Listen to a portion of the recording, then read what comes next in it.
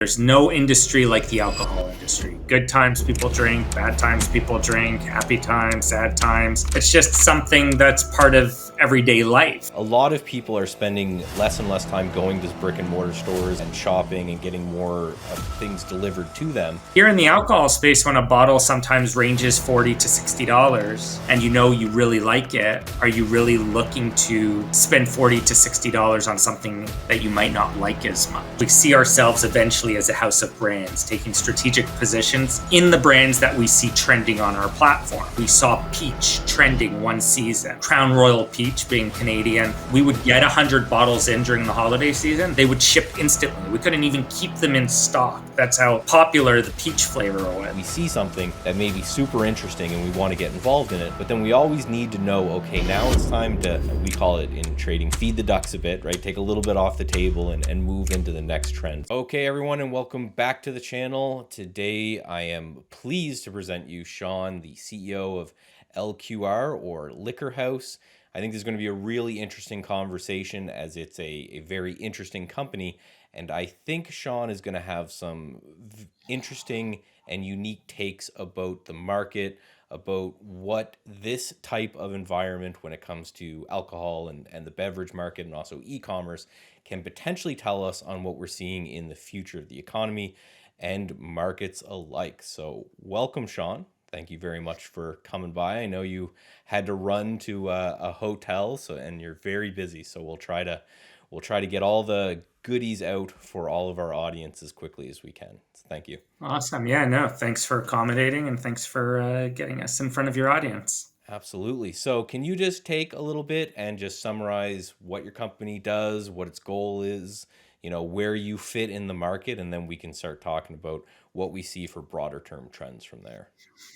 Absolutely. So LQR House, or as we like to call it, Liquor House, started kind of as a marketing arm to an e-commerce platform, which is recognized as one of the leading e-commerce platforms for alcohol. So really all it is a marketplace for alcohol. So kind of what Zappos was to the shoe industry, Chewy was to the pet food industry, CW Spirits, which is 100% owned by LQR House, is a marketplace for alcohol. Everything from a $10 bottle to a $5,000 bottle delivered to your doorstep. And we basically use technology to connect to different inventory systems of different retailers in the US to create this marketplace. And then on top of that, we have a whole influencer side to the business with 550 plus influencers. And if we came out with Sean's Tequila tomorrow, as an example, we could create excitement, create it to go viral, and then hopefully people love it and they keep ordering it. Well, so that's awesome. So I don't know if I'm a big influencer yet, but if I ever get there as a Canadian, I'll probably have to get you a Michael's beer, see if we can get a nice solid Canadian ale out there. Sounds great. So that's a very interesting market, and B, I'm really excited for this conversation because first, I want to know where you think liquor sales as a whole fits into kind of the average person's budget and income and where it is they're going to be spending this on top of other things.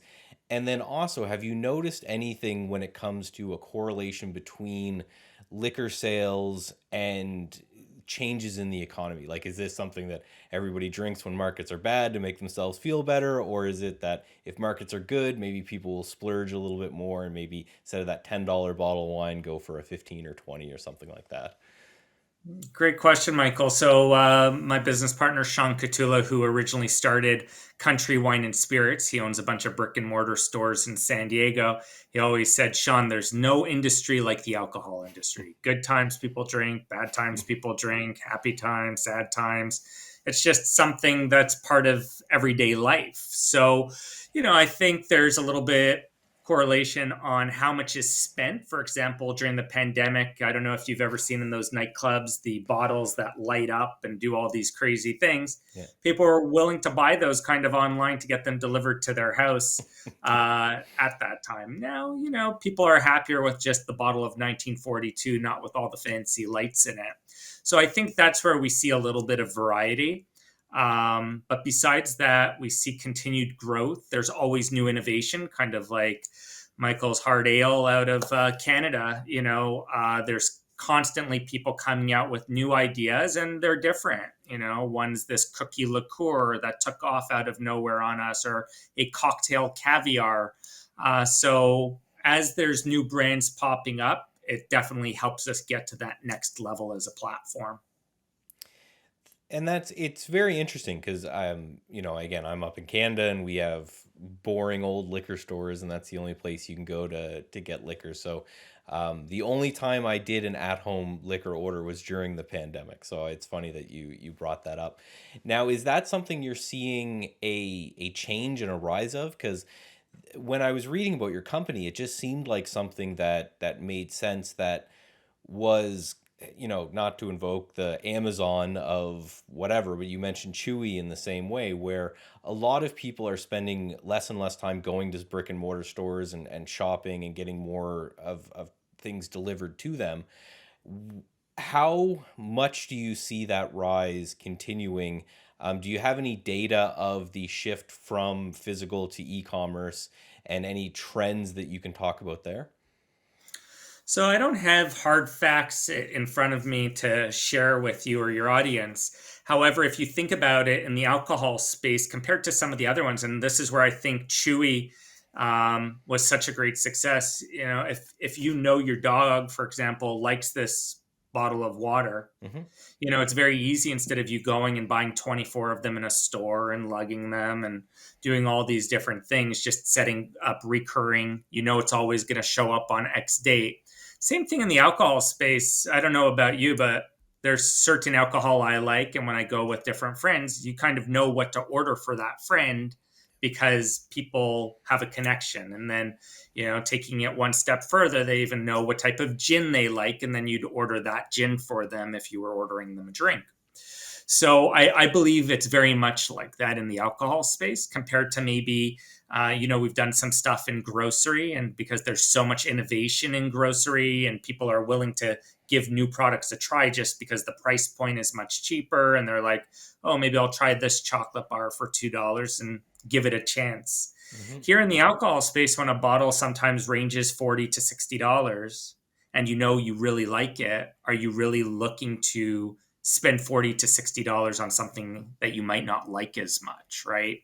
So I think in the alcohol space, what it's really allowed us to do is create this community, create these connections, and really keeps people coming back to order the convenience, like you said. And the US is a big place, right? So let's say if you live in New York City or Los Angeles, maybe it's easy for you to find a specific bottle of alcohol. But maybe if you're in the outskirts or a smaller city, maybe, I'm a tequila guy, maybe Don Julio 1942, which is a harder to find tequila that I think's fantastic, doesn't break the bank, but it's really hard to get when you're not in a major city.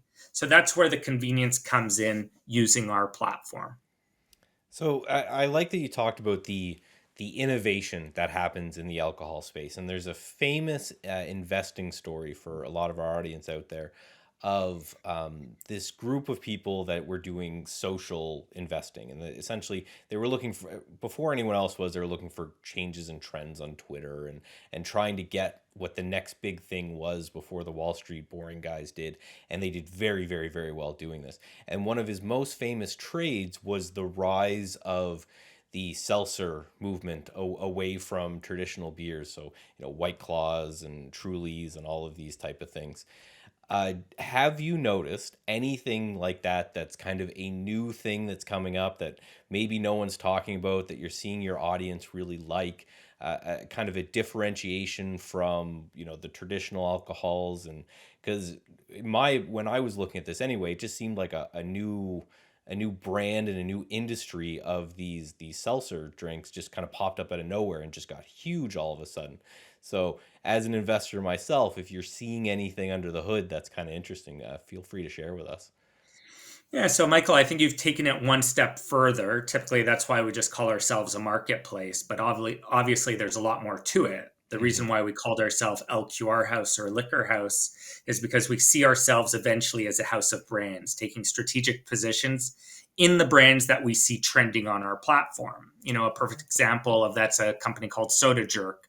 They had these really unique products that we created, um, them to go viral, and then you had like RNDC pick up exclusive on that brand in California. So what you're saying is 100% accurate, that we're also a data analytical company at the end of the day, where we saw peach trending one season, like Crown Royal Peach being Canadian. You would think Crown Royal Peach, really, Sean? We Hmm. we would get 100 bottles in during the holiday season. They would ship instantly. We couldn't even keep them in stock. That's how popular the peach flavor was. So what did we do? Our tequila brand, which is called Swall Tequila, we created a peach flavor, and guess what? It did really well. So this is where we feel the power of the platform, the analytical data really starts bringing us to the next level, allows LQR to have the competitive edge, as well as a larger company out there, such as a Diageo, might take notice to a company like LQR House as we continue to grow our presence online. See, I love that. So now we're talking my language. Data analytics is great. I love when I was looking, it seemed like you guys were um, a very associated as you could be a hub of this is what the buying and selling is, this is where things are going. So that example you gave was absolutely perfect.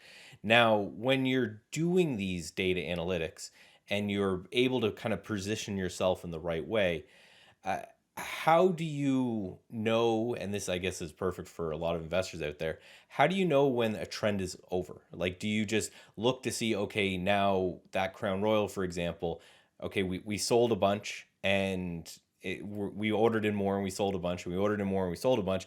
Now we ordered in more and maybe we got a couple bottles left. So when you notice that a trend may be changing, what is kind of the game plan to make sure that you're aligned with that trend and you're able to keep going with that? Because as an investor and as an active trader, with a lot of our clients are, that's a question that we get all the time. Is we see something that may be super interesting and we want to get involved in it, but then we always need to know, okay, now it's time to, we call it in trading, feed the ducks a bit, right? Take a little bit off the table and move into the next trend. So you have any tips when it comes to the market point of view when it's related to that?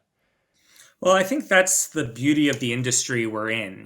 We've been in the plant based industry and we always build platforms. So for 20 plus years, I've been building marketplaces. And I would be very nervous as an investor if they, or when I investing in a brand, because the Hmm. brand is a very tough game to play. Exactly like you said. If let's pretend it wasn't a huge company like Crown Royal, but it was a peach product that was going viral, but then all of a sudden it's not, right? Like in the plant-based space, we've seen it with kind of the plant-based meats, like the Beyonds and the Impossibles. Their valuations flew at the start and now they've come crashing Yeah. down, but us as the platform, we keep building and our revenue keeps growing. The beauty about what your audience would be investing in with LQR House is the alcohol industry as a whole, right? Hmm. The alcohol industry, this isn't, oh, wow, okay, this is a great new idea. It's an actual proven 100 plus year industry that has been resilient, that keeps growing year over year, has, fantastic CAGR, and the list goes on. So when it comes to that, I think it's really, really important so that people understand what they're investing in at LQR House. They're essentially investing in the alcohol industry. And then on top of that, what helps us is to keep our finger on the pulse, to know what's trending, to know what to put in front of people's eyes. If you're checking out for something like Don Julio 42, which is a household name for tequila, what do we present on checkout that we know is trending that might catch people's attention if they don't know the actual brand name, for example? Perfect. And again, I know you're pressed for time, but I do have two more questions that I want to get to. And one is something you mentioned in the beginning where you talked about how you are big into the influencer space and digital and online social media kind of side of things. Now, that's another very interesting trend for investors who may be looking for some insight on how that advertising direction is changing, when it comes to looking at, hey, traditional advertising, putting something in a paper is long gone. The influencer in that way is definitely a bigger way to go. Do you see any trends in that area when it comes to influencer marketing? Is there anything that's new or changing, new platforms that people should check out for, or new subsets of influencers that are the way to go?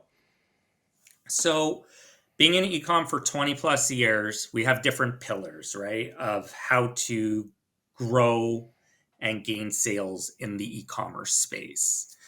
Michael, as I'm sure you know, still at the root, SEO. I know it's an old buzzword, but Hmm. really there's so much value to it, because if you could acquire customers for essentially zero Yeah. versus a $100 acquisition, that's value that can never be taken away from you. Yeah. You know, so if you do broad search words like tequila, whiskey, CW Spirits actually appears on the first page of Google, and your audience could go ahead and play around with that a little bit, do some searches, and you'll see we appear a lot higher than some of the biggest players in the whole entire game for broad words. It's not like tequila in Montreal, Quebec, tequila in, Yep. this is just tequila.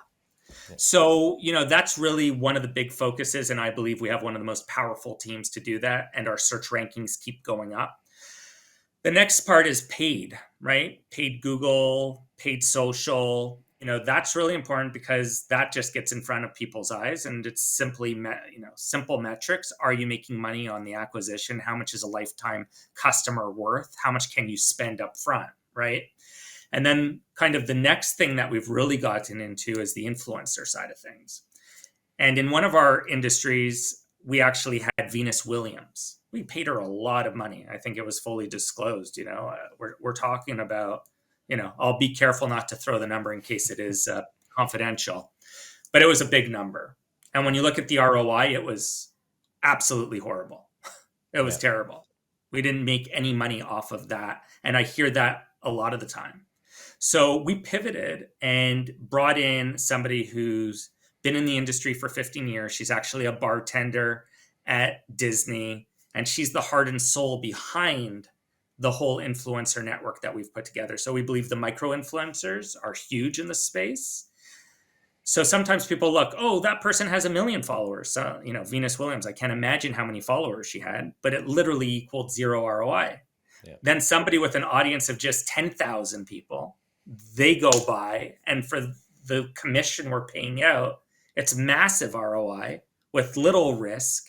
And that's what we've built. And products get millions of views. Yeah, and we've noticed the same thing over at Trade Ideas, where we have an affiliate network, and it seems like the micro influencers have more of a loyal base. They have more of that relationship with their people. They don't feel like they're being talked at, but more they're being talked to.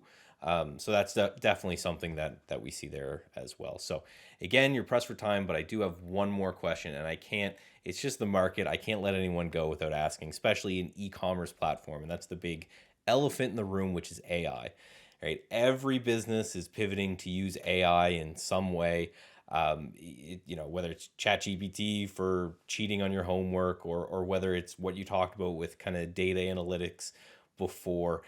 How do you see AI from what you talked about with SEO, the ability for people to go online and find something that they're interested in?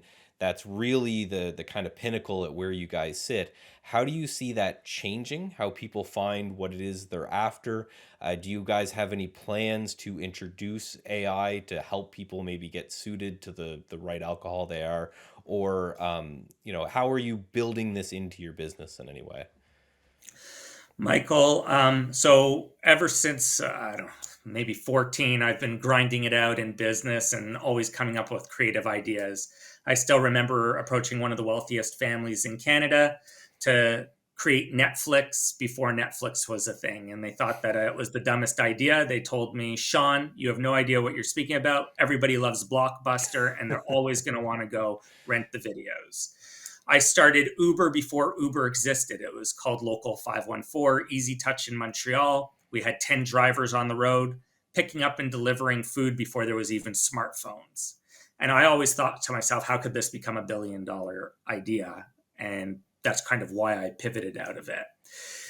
The reason I give you a little bit of this background, I entered the cannabis space and built one of the largest cannabis companies in the world. And we did things very different. We did it through a platform. We were the first app approved by Apple to allow consumers to be connected to consultants. And at that time, I actually bought an AI company. And this is going back to 2018 or 2017. The name of the company was Findify. It was out of Sweden. We spent $2 million on it, and people thought it was the dumbest purchase of all time. They're like, why would you go ahead and buy this company? The reason we did it at that time, AI, we believed, is always the input equals better output. So as long as you're feeding the engine, the intelligence with proper data, in theory, it should spit out the best performing presentation of data that you put out there, different searches. So we were using it instead of Sean saying, oh, this is the best vaporizer to go with this product, Mm-hmm. aromatherapy. We let the machine do all of that. So we fed it with literally 2 years of data as the leading vaporizer company online. And then we were integrating it with our app. And that's where we would let AI decide what products should we present to people first, where should they go, what page are they going to, and then it would resort all the data. So I believe that AI is definitely incredible. It's definitely having its time. When I see what it spits out, even on the homework side of things that you're speaking about, it's truly, truly incredible. We use it a lot, even for our press releases, to help communicate better because we believe, okay, they would know how to connect best with the people who might be reading the press release. We also use it on our live chat features on our website. Yep. We've now started using it on the quizzes on the website. So we see it as a very powerful tool in ecom as far as making the shopping experience that much greater for the consumers coming to the website. Yeah, and I really do think that that's a big move going forward, especially when it's something like trying to match people with what it is that they're interested in. That was a very human, hands-on touch industry in the past, where you would actually have to have someone recommend something to you, and now I think AI can definitely do a pretty good job, at least on mass, getting you close to where you need to go. So. Um, Agreed. I want to thank you for joining us. I want to give you just another minute or so if there's anything that you want our listeners to check out, or a website, or somewhere they can go. Uh, Check out more about you guys and what you do. Yeah, no, thank you. Thanks again for accommodating the schedule and making it work. I'm heading on a flight in a couple hours from now. So I'm really glad that we got to fit this in before the holiday weekend, both some people up in Canada for your audience, for I Yeah. think it's Family Day weekend, as well as President's Day in the US. So obviously, wishing everybody a great long weekend as well. Check us out. LQR is the ticker, which we're really thankful that we were able to get on the NASDAQ. It's a straight NASDAQ listing, not an OTC or anything of that. It's a straight up NASDAQ listing. Check out the website, cwspirits.com. I'm always a believer. I drove my first Tesla in 2013, well before a lot of people. And that's where I made some of my investments. I'm a Starbucks guy every day. I put my money into Starbucks stock, which has performed extremely well. And the Hmm. list goes on. Everybody uses an iPhone, or for the most part. So, with that trend, if somebody is thinking of investing in LQR House, I definitely recommend they go check out the website. Even if they don't buy and they just look at the website, they'll see that it is truly next level. We're doing some really fun things on it. And to keep following the story, we're doing a lot. Business is growing, and just look forward to continue to share the story and share everything we're doing on the public scale. That's awesome. And I couldn't agree more, right? Obviously, not giving investment advice, but knowing what it is that you're getting into, that's a whole, Peter Lynch, Warren Buffett, a lot of the greats always said, you have to have, if it's something you use, if it's something that you like the product of, then in the long run, it could end up being a good investment. So, again, Okay. thank you very much, Sean. Thanks for coming by, and have a good one. Thank you very much. Till next time, stay safe.